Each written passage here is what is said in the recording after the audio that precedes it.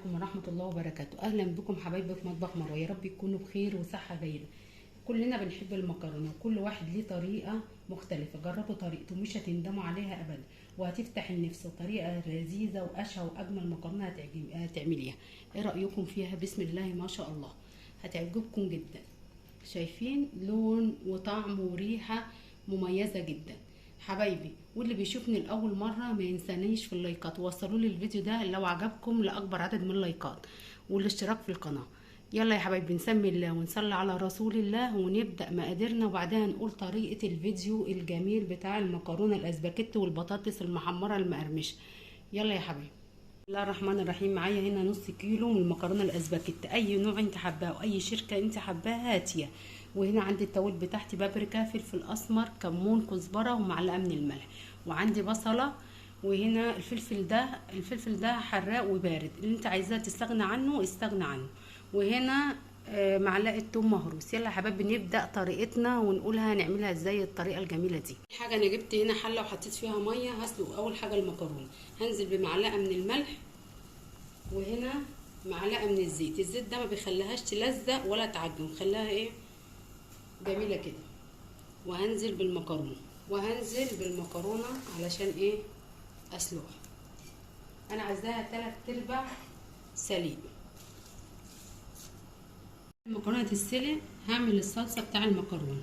هنزل، جبت معلقه سمنه على زيت المتاح عندك. هنزل بالبصلايه اللي انا بشراها،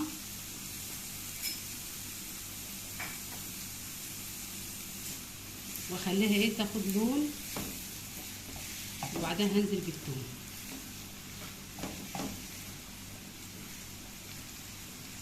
لما اصفرت كده هنزل بايه بالمعلقه الثوم المهروسه عليها. ريحتها بس تطلع نشوح الاتنين مع بعض كده.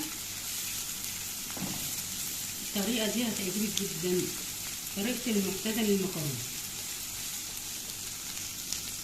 وبعدين هنزل بالفلفل.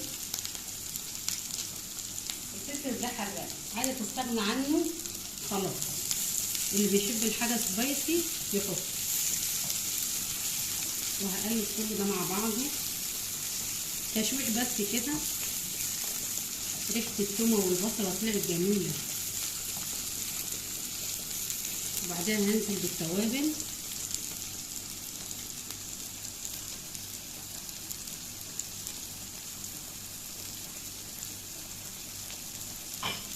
وهقلب كله ده وهشوح كله ده مع بعض.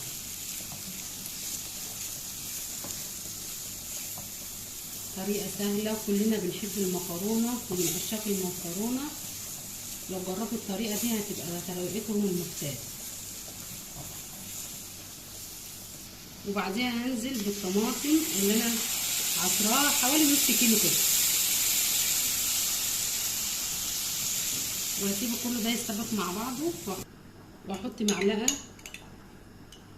من الصلصه معجون الطماطم، بتديها لون برضو حلو، ومعلقه صغيره من السكر ده بيعادل ايه الحموضه بتاع الطماطم. اي طماطم لازم تحط لها معلقه صغيره من السكر عشان تعادل الحموضه بتاع الطماطم. وهسيبها كلها تتسبك وارجع لها واوريكم لكم عامله ازاي. وهنشوف المكرونه. شايفين انا كده بص عايزاها 3/4 سوا. هي كده السوا كده المظبوط. هصفيها في المصفى. هو خلاص كده تمام، سوا المكرونه كده مظبوط. خلاص يا حبايبي، شايفين الصلصه بتاع المكرونه عملت ازاي؟ انا عايزه نصهم كده، عايزاها حبه بس فيها كده صلصه ميه عشان ايه اخليها تكمل السوا بتاعها المكرونه. هنزل بالمكرونه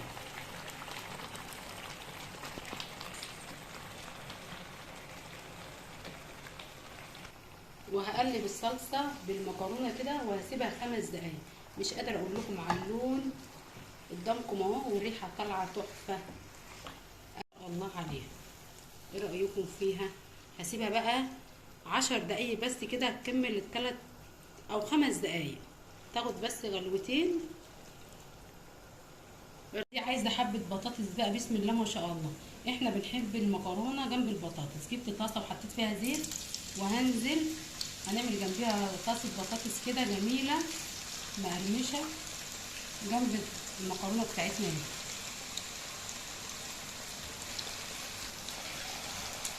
وهسيبها ايه لما تاخد اللون الاصفر بتاعها.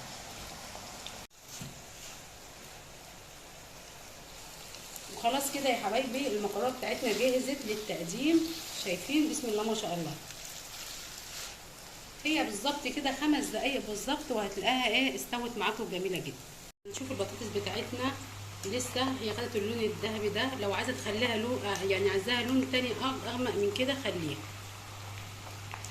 وخلاص كده خدت اللون الذهبي الجميل ده يا حبايبي. نبدا نطلعها ونقدمها مع المكرونه بتاعتنا الجميله. شايفين لونها كده جميل جدا. طلعها على مناديل المطبخ عشان الزيت اللي فيها وبعديها نقدمها. وخلاص يا حبايبي خلصنا الفيديو بتاعنا. عملنا المكرونه الاسباجيتي باجمل واحلى طريقه، وطريقه سهله وهتعجبك وهتعجب اولادك. وعملنا معاها البطاطس ايه المقرمشه المحمره الجميله. ايه رايكم في الفيديو ده يا حبايبي؟ لو عجبكم الفيديو ما تنسانيش في اللايكات، وصلوه لاكبر عدد من اللايكات. اسيبكم في رعايه الله وحفظه.